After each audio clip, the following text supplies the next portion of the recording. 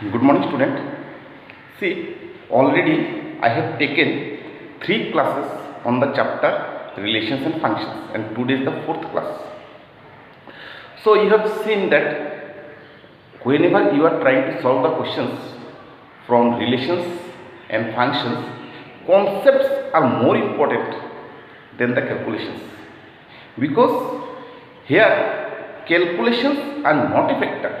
What happens in general? In general, whenever you are solving questions from mathematics, calculations are important, but in the chapter relations and functions, calculations are not factors. Okay, here what is the factor? Factor is the concept, because it is a part of pure mathematics. And I again want to remind you that before you start the class or before you try to solve the questions, first you read down the definitions very nicely, because the definitions are important. Everywhere, whatever we are doing, that is by depending upon the definitions. Okay, so definitions you study again and again, and you try to understand the meaning of each and every word, each and every line, each and every letter, because letter is also a fact in case of relations and functions. Okay, so today I am solving question number 8, and you see question number 8 I have not written the entire part. Last part I did not write because they are a different part. Okay, so when all the sums will be completed, after that I shall do the second part, because second part you have to go for another definitions for the second part. Okay, so I am solving the main part of the question, because if the question carries 5 marks, then this will carry 4 marks, and the next part will carry 1 mark, and sometimes the questions from the second part, they are not coming in the exam. Okay, so the first parts are very important. What you see here you see, what is the question? Question number 8 I have written, show that the relation R in the set A given by R equal to this one is an equivalence relation. First let me again tell you about the question. First of all, equivalence relations. Equivalence relation means we have to prove that the relation is reflexive, the relation is symmetric, and the relation is transitive. So these three things I have to prove. And to prove the reflexivity, we shall see the definition. To prove the symmetry, we shall see the definition. To prove the transitivity, also we shall see the definitions, because everything is depending on definitions. Okay, so before we prove reflexivity, we shall remind the definition of reflexivity. Okay, next, this given relation and this given set is also important part. First you try to understand the meaning of relation. Okay, relation, what is given? Here you see this is the relation, and in the relation what are the elements? Which elements are present in the relation? That is this one, and that is the condition. You don't see. In the relation R, what are the elements? The elements are A comma B. Okay, the elements are A comma B.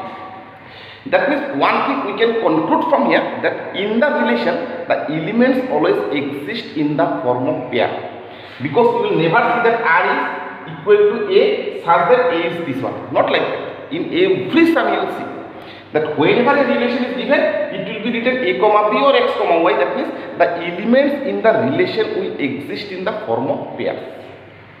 Okay. Next, what is this one? This is the condition. That means this A comma B, it will be in R under this condition. If A and B satisfies this condition, then only A comma B will be in R. This is the meaning. If A and B satisfies this condition, then only this pair will be in R. I am just taking one more example.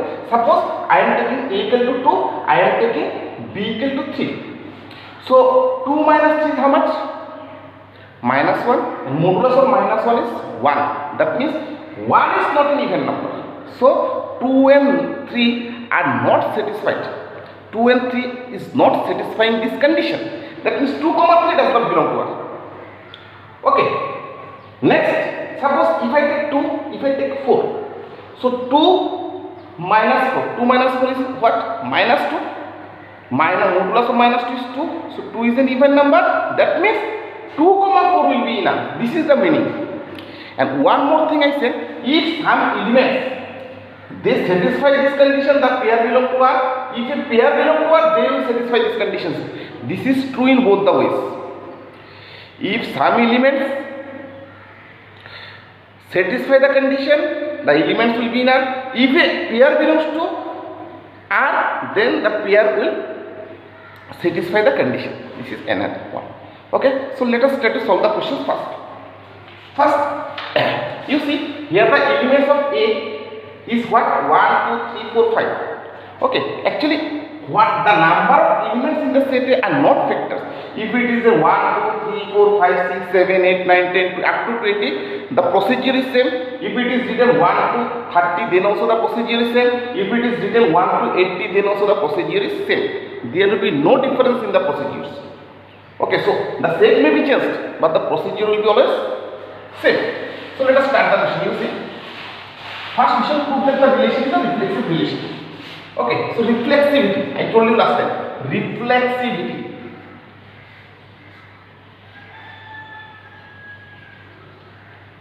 Reflexivity we shall prove first.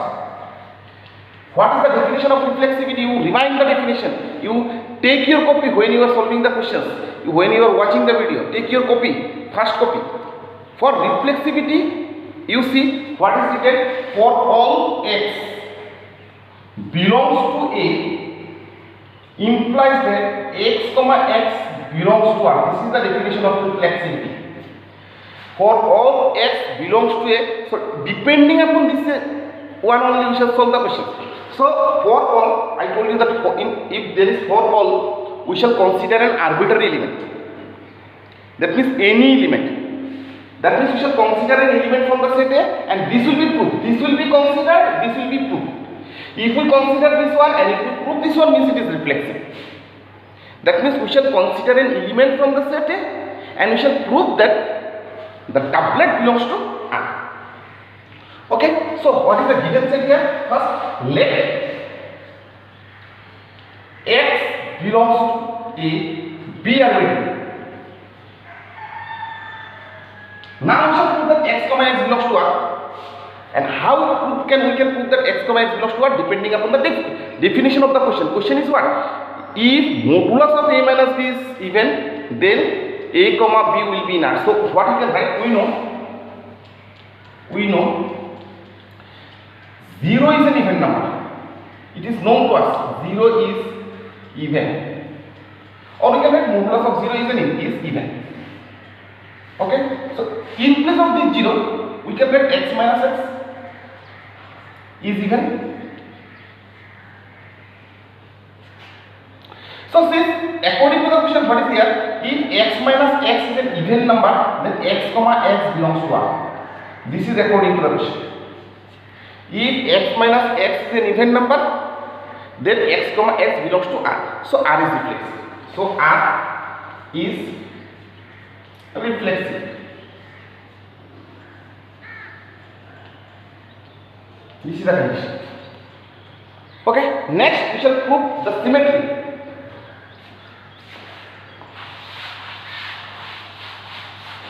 Symmetry.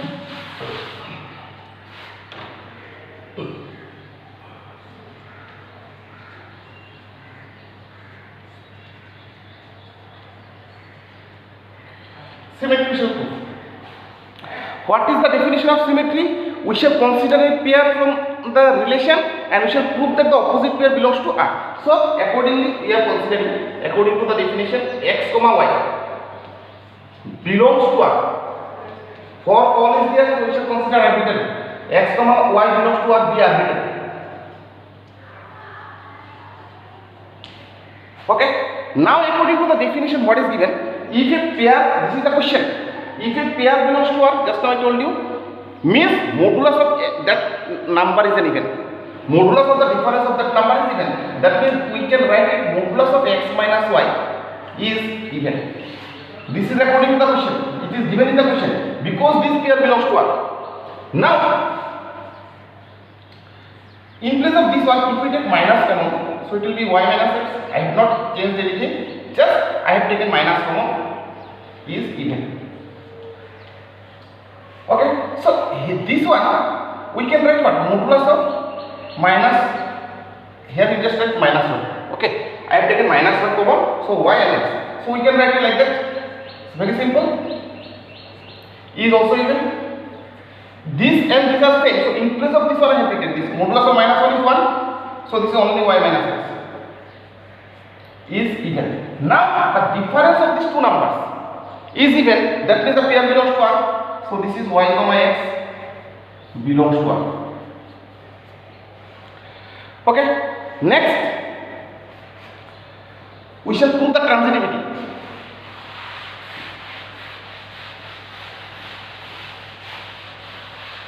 Transitivity.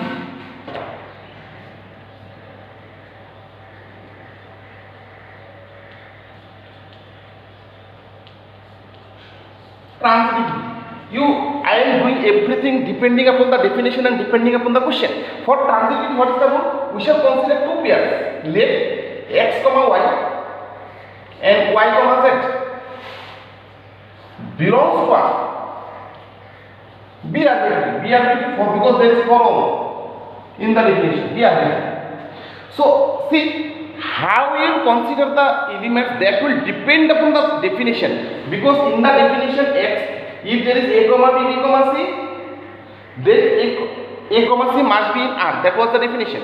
So here x comma y, y comma z is in R. That means what is prove x comma z is in R. If we can prove that, this means it is transitive. So see, this element it belongs to R. So we can write modulus of x minus 1 y, and this element also belongs to R. So we can write modulus of y minus z R even, because both the elements belongs to R. This is according to the question.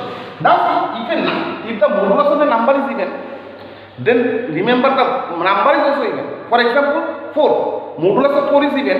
If we eliminate modulus, then also 4 is also even. Modulus of minus 4 is even.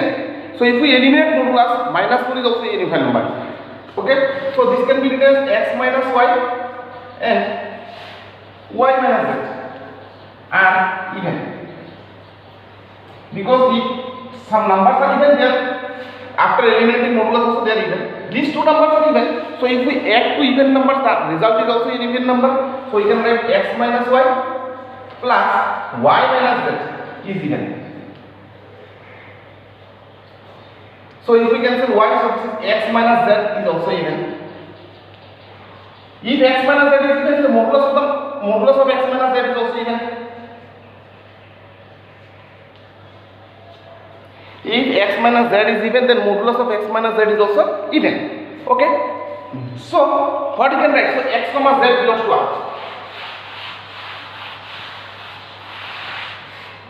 So x comma z belongs to R. So R is transitive. So R is transitive.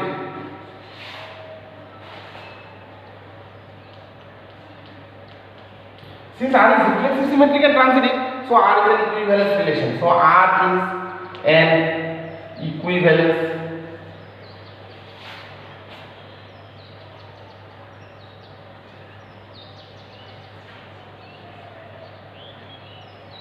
R is an equivalence relation. Okay, so the sum is completed. So today I am not going to do some more sums. You just practice it nicely, you practice it many times. If you are comfortable with these types of sums, in the coming days also you will be comfortable. Okay, thank you.